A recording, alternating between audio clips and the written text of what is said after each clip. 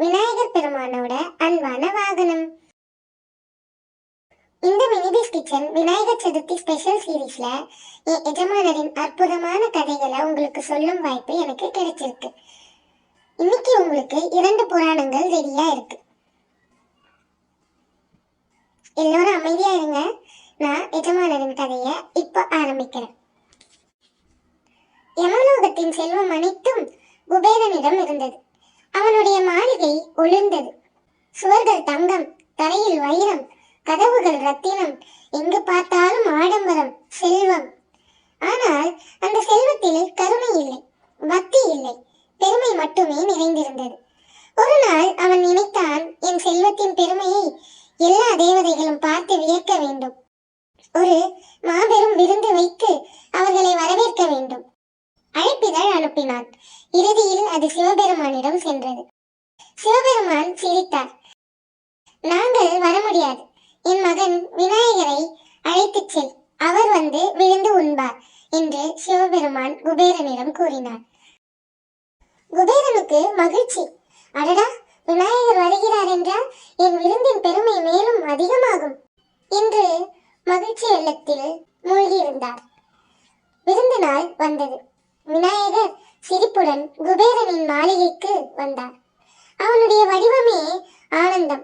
பெரிய வயிறு, தும்பிக்கை, பாசமிகு கண்கள். அவரை விருந்து நடக்கும் இடத்திற்கு அழைத்துச் சென்றான் குபேரன். அங்கு சோறு, பருப்பு, பாயாசம், பலவித அன்னங்கள், சுவையான மிட்டாய்கள் மலை போல் குவிந்திருந்தன.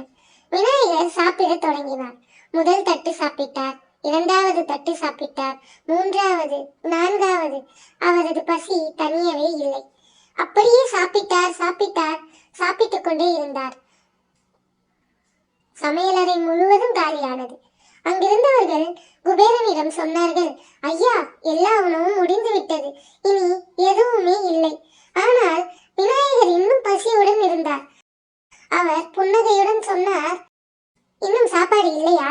அப்படியெனில் உன்னையே சாப்பிடுகிறேன் என்று கூறிவிட்டு சிரித்தார்.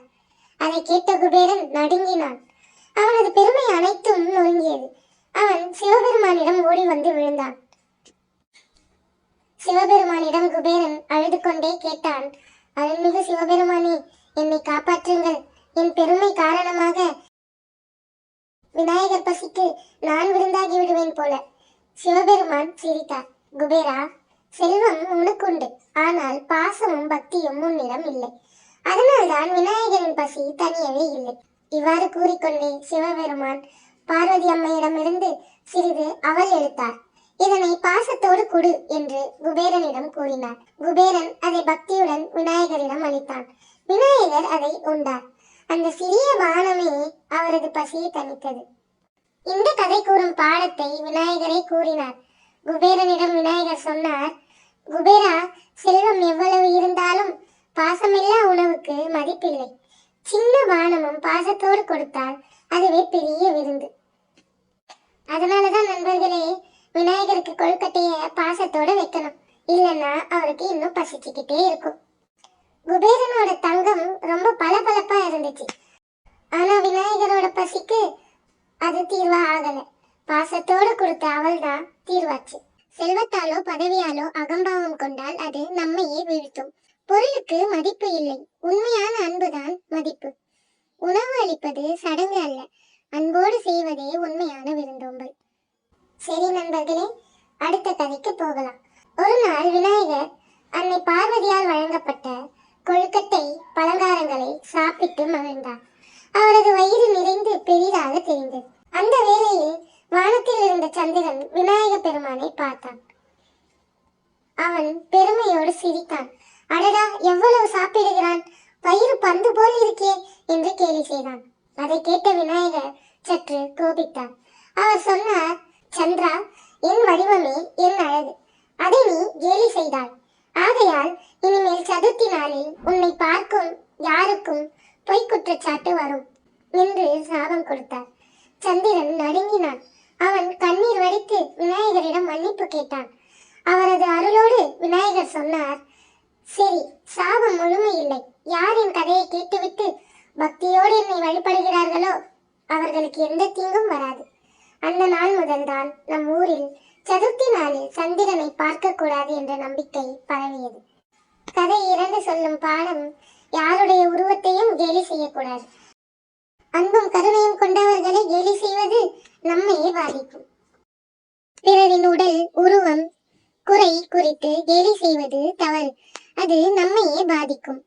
தவறு செய்த பிறகு சிரம் தாழ்ந்து மன்னிப்பு கேட்பதே நம்மை காப்பாற்றும். சாபம் இருந்தாலும் பக்தியோடு விநாயகரை வணங்கினால் அதுவே நம்மை பாதுகாக்கும்.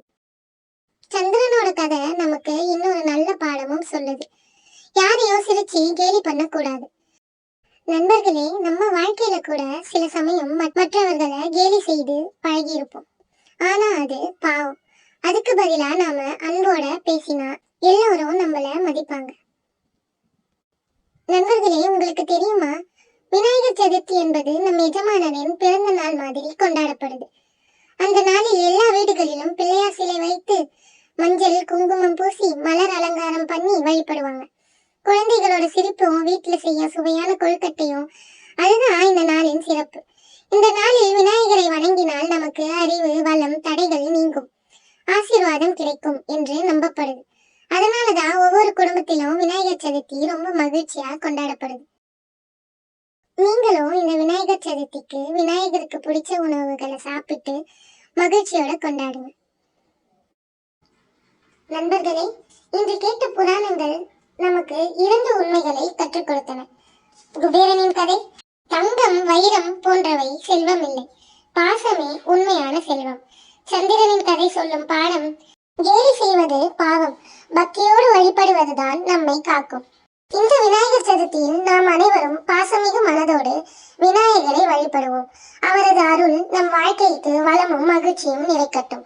பிள்ளையார் பெருமான் திருவுருவம் போற்றுதும். நன்றி நண்பர்களே. மினிபிஸ் கிச்சனுக்கு சப்ஸ்கிரைப் பண்ணுங்க. நான் அடுத்த கதையோட உங்களை சந்திக்கிறேன்.